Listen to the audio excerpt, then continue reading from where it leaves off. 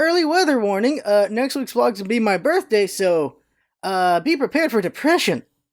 There's no joke. That's it. That's what's gonna happen.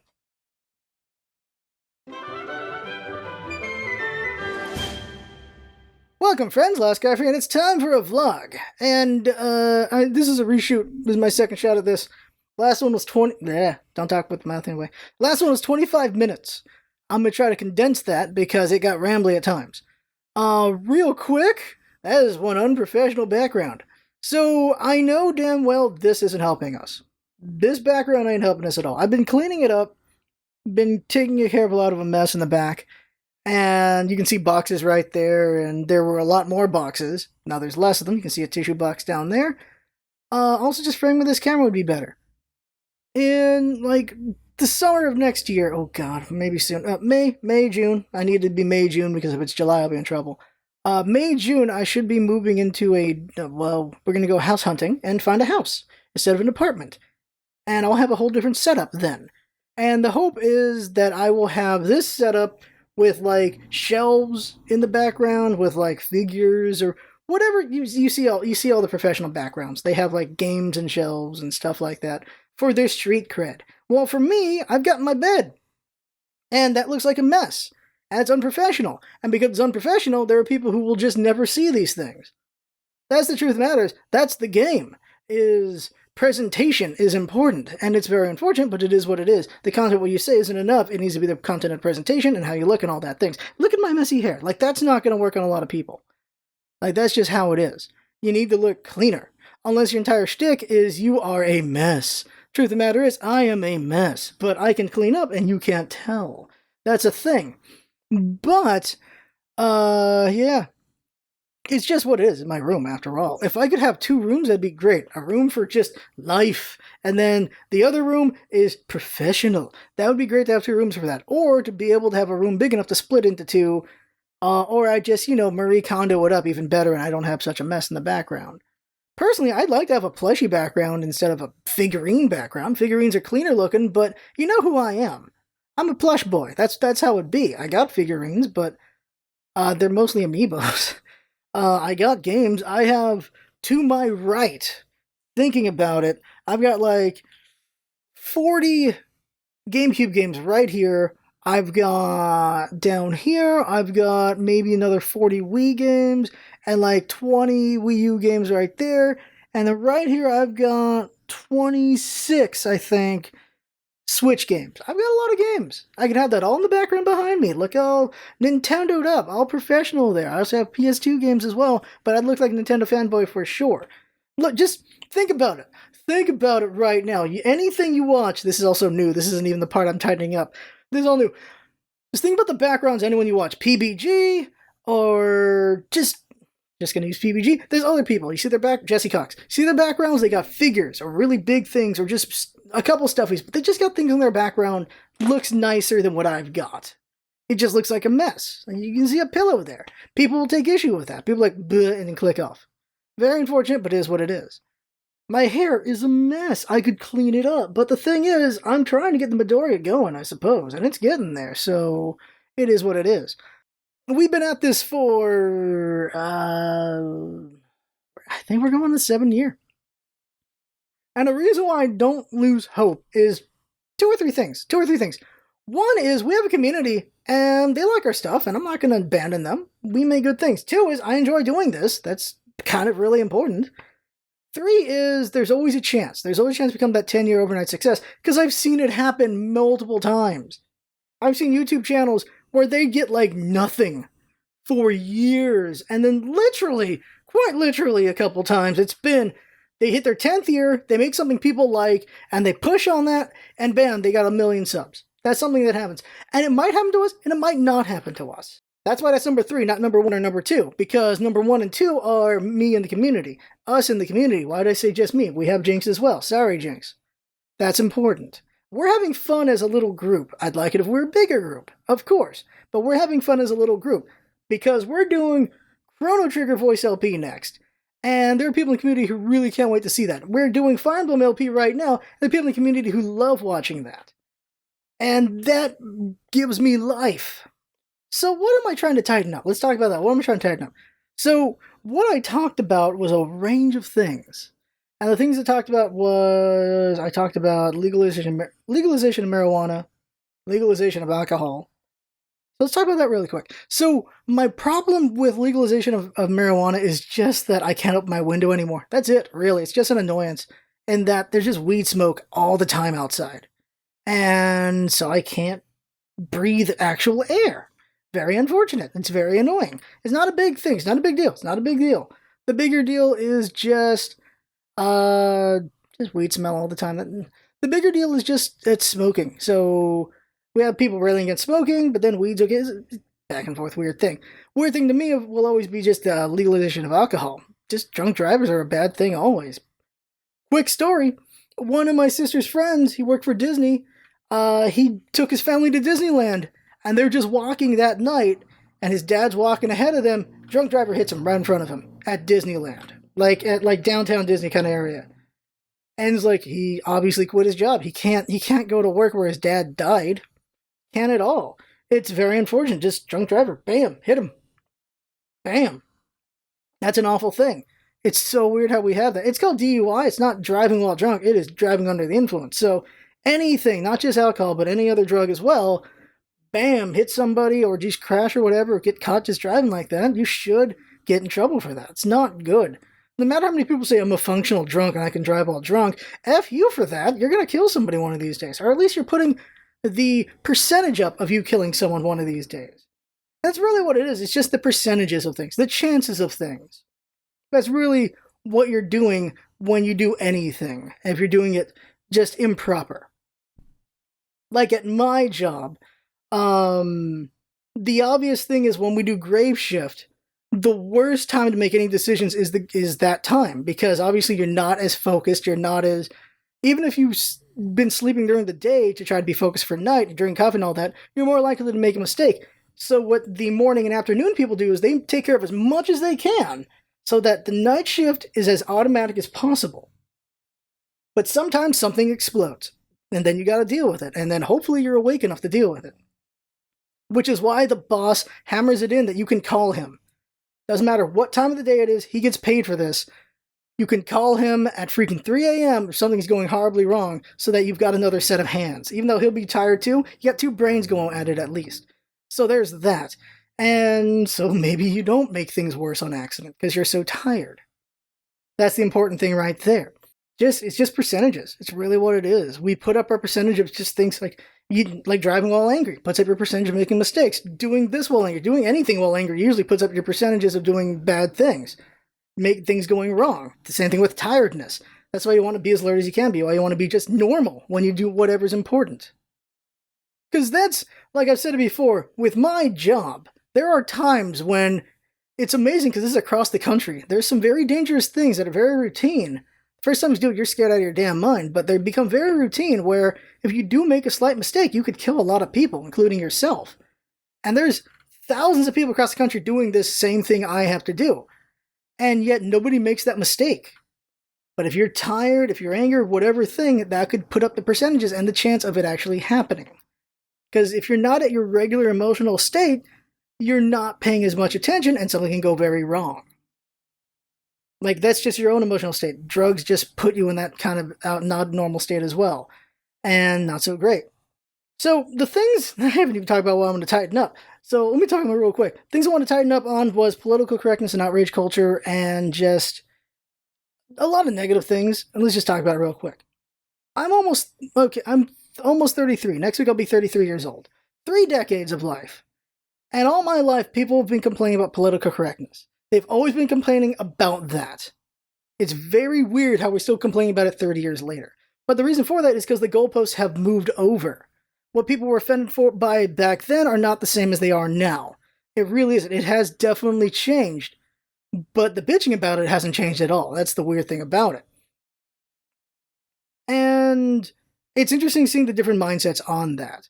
There's like two camps of comedians. One is they bitch about it, and the other one's like, you can just evolve your material and get better. You've just been stuck in the past. Just evolve your stuff and get better. The reason why you're not a bigger comedian is because you haven't evolved your stuff. You've just relied on the same crap. And so it's interesting seeing those two mindsets. Though bitching about political correctness, it does work with a group. It does have some groups that like those jokes of just complaining about it because people like to complain. That's what happens.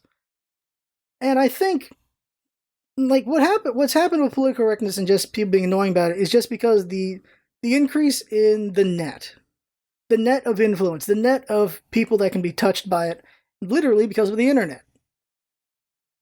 The bigger you become in anything, the more people who hear who you are, and the more people who can be offended or who can like your stuff. But of course, you're more focused on the people who are offended by your stuff than the people who like your stuff, because we focus on negative things. And so, no matter how big your grasp is, you got more people who don't like your stuff for whatever reason. Maybe it's because of political correctness or just, well, obviously, offensive. Someone's being offended by something, and everyone gets offended by something. No matter how big or small it is, there are people who get offended by the most ridiculous things. Now I remember how I got there. I was talking about Stranger Things. A complaint towards Stranger Things has been about Hopper smoking. They're like, they don't like that he smokes, and the defense against this, well, people smoked in the 80s, so it's okay. Then they're like, well, if you want to be accurate to the 80s, then show them getting lung cancer. It's like, shut up. It's just accurate to the time. It's really what it is. Just accurate to the time. He's smoking, Joy smokes, like one or two other characters smoke, and that's it. But they don't do anything to make it cool. They don't advertise it at all. I don't understand the being offended by it. Because it's just these few characters smoking. It doesn't make me want to smoke. I don't think it's making anybody want to smoke. Hopper doesn't look cool doing it. He's just doing it because that's something he does. It's natural. It's part of his character. That's really what I feel about it.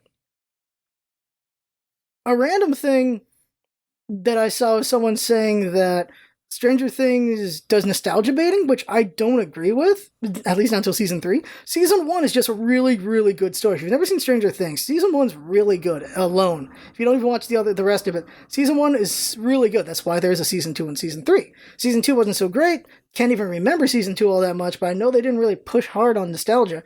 Season 3 is where they pushed hard on nostalgia. They pushed on it.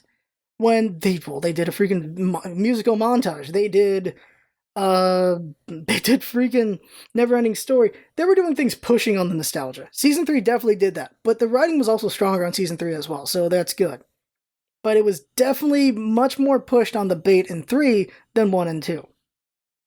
And a lot of people really liked Season 3. I think 1's the best one because it's 1, but Season 3 was really good. 2 was not so great to me.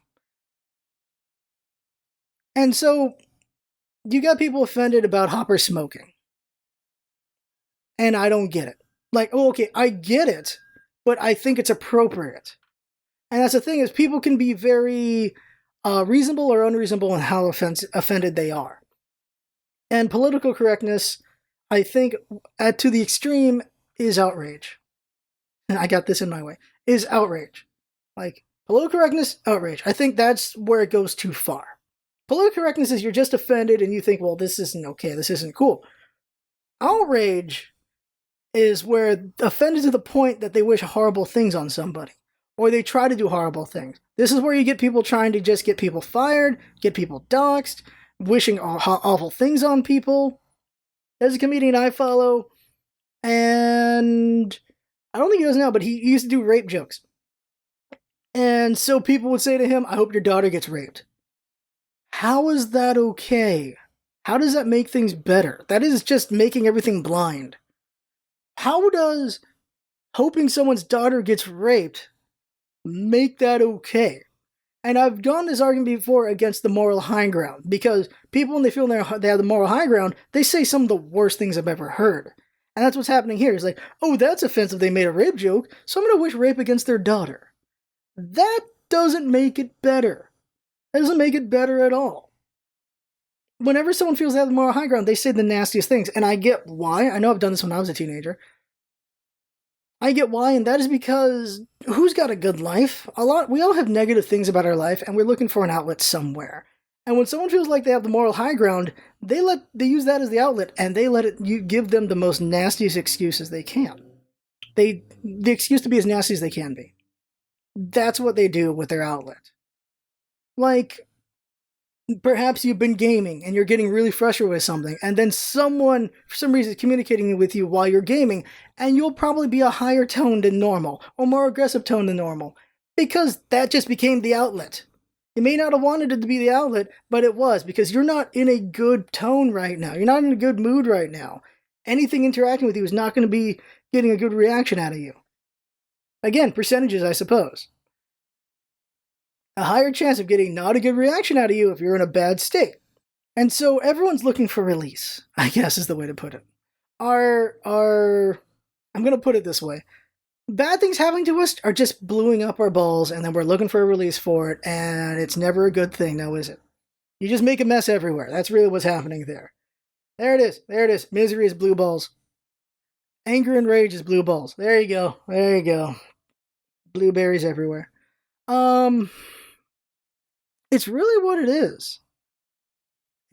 That's the thing we have seen many times is someone who's hurt, they try to hurt people back a lot worse. It's a very unfortunate thing. We're more prone to do negative things to feel better than positive. And it's a very unfortunate situation. We love revenge movies, don't we? We love revenge movies. Like, we love it way too much. It's very interesting when revenge is, Mystic River's a good example of that. Oh my god, Mystic River is not the easiest thing to watch, but that's an interesting take on mob rule and mob mentality. Not mob mentality. Mob rule mentality, eye for an eye kind of revenge kind of thing, and how you can go south. Very interesting movie for that. And so yeah, I talked about political correctness and outrage, and it's very unfortunate and just how aggressive it can be. And then I hopped over to another subject. This is going to become a 25-minute video anyway, but at least it's going to be tighter. Another subject I hopped to is a frustration I have, and that is with just how poorly educated we are in America. Because time and time again, you see it, you will see people vote against their own interests because they're not smart enough to realize they're doing that. It's very unfortunate. And the reason for it is just, again, a release. Your sports team winning is a release.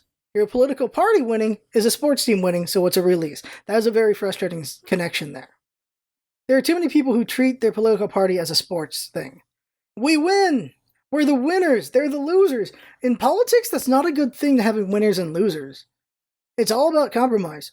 I've argued this many times over these vlogs, is our country was built on compromise. Post-revolution, obviously, because there was no compromise there. I'm talking about when we did the Articles of Confederacy, that failed miserably, and then we did the Constitution. Then we did the Bill of Rights. We did all that stuff, and that was all compromise. We compromised at the start of our government. And now we're trying not to compromise anymore, and it's just a lot of stupidity because of it. And a lot of just aggressive lying. And that's what I was mad about, just the aggressive lying, because the new Colossus, Statue of Liberty, dude was misquoting on purpose. There's no way he doesn't know the freaking poem. Just misquoting what the Statue of Liberty says about immigration. Now I remember how I got to immigration, because I was talking about how dumb people are and how maybe we need a test for voting, but we can't because a test for voting is a harder thing to pass for immigrants because they're not naturally from here.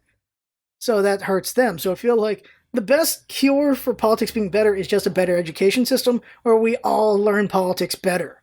Have a better understanding of how to read politics, have a better understanding of just how politics works, and all that stuff. But school doesn't teach that. College barely teaches that. Unless you, like, if you're taking poli-sci, you're going to learn it. You're not taking poli-sci, you don't learn it. And the realization is just how important politics are, and yet nobody learns politics. And so you have people constantly voting against themselves because they think they're winning. It's incredibly frustrating how many poor white Americans, like this demographic, votes Republican, and they want to take away things that they rely on to live. A lot of the stuff used to help the poor, they think it's for minorities. They think it's for black people, for Mexicans, for Asians, whatever. They think it's for the minorities. The truth of the matter is, the people who most benefit from these, what's the word I want to use here? Social? Like, things for the poor. I don't know what the right word for it is right now. Just the things that help the poor is overwhelmingly white, poor white people. So they're screwing themselves over when they vote for Republicans in that direction. Speaking of immigration really quick, just people like they're taking our jobs. Well, no white people's taking these damn jobs. Someone's got to take them. So the last thing I want to talk about was the power of words. There was a thing that my ex used to say, which was very annoying because it was really weird. She was a linguist. That was her major and everything. Could graduate with all that and everything. And sometimes I'd Homer Simpson it. I'd not be so great, and I'd fail to meet expectations. And I'd apologize, whatever. And she says, those are just words, not actions. And here's the truth of it is, actions are very much strong, but words are too. And it's very weird that she's the linguist and I'm not the linguist, and I'm arguing that words are actually quite powerful. Because they are. And you want an example of that right now, look at Trump. Trump's words are extremely powerful. Extremely powerful all over the damn place. We see what it does. He's a kingmaker for a lot of politicians right now. He's the reason why violence is happening in a lot of places as well, where people feel justified in what they do. You can deny it all you want, you know damn well that's what's happening. It's very unfortunate. Trump has a lot of power with his words, an incredible amount of power. In the past, other people had a lot of power with their words. Activists, heck, even let's go all the way back to the Revolution. Thomas Paine, his written words, very, very powerful back in the day. Benjamin Franklin, very, very powerful back in the day. Thomas Jefferson, very powerful. Words have always had power. Words push people to do things. Words move people. Words justify people. They justify actions, they motivate actions, they cause actions. Words are incredibly powerful. And they're incredibly dangerous. So it's just the thought of, just words aren't anything. These are just words. Like, no. Words lead to more. They always do, they always have, they always will.